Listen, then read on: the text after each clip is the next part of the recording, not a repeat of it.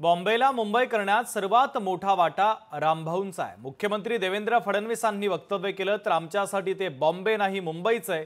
बॉम्बेच्या ज्या खुणा आहेत त्या संपल्या पाहिजेत। पंतप्रधान मोदींना पत्र लिहून विनंती करणार असल्याची माहिती देवेंद्र फडणवीसांनी दिली।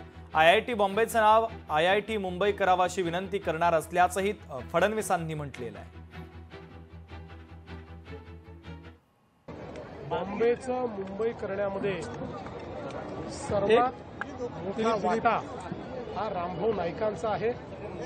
भारतीय जनता पक्षाचे नेते आमच्याकरता बॉम्बे नाही ते मुंबईच आहे आणि आमचा सातत्याने हा प्रयत्न आहे की अशा प्रकारचे बॉम्बेच्या ज्या खुणा आहेत त्या खुणा संपल्या पाहिजेत। मी आज आपल्याला आपल्या माध्यमातून सांगू इच्छितो की मी स्वतः देशाचे HRD मिनिस्टर आणि देशाचे प्रधानमंत्री या दोघांनाही पत्र लिहून ही विनंती करणार आहे की IIT बॉम्बेचं IIT मुंबई केलं पाहिजे। आणि या संदर्भात आमदार रोहित पवारांनी प्रतिक्रिया दिली आहे। त्यांनी काय म्हटलंय आपण ऐकूयात। मुंबई महानगरपालिकेचं इलेक्शन आहे आणि त्या अनुषंगाने भाजपला काय कळतं तर फक्त अशा पद्धतीने राजकारण करणं कळतं। त्यांना विकासाच्या बाबतीत कळणार नाही।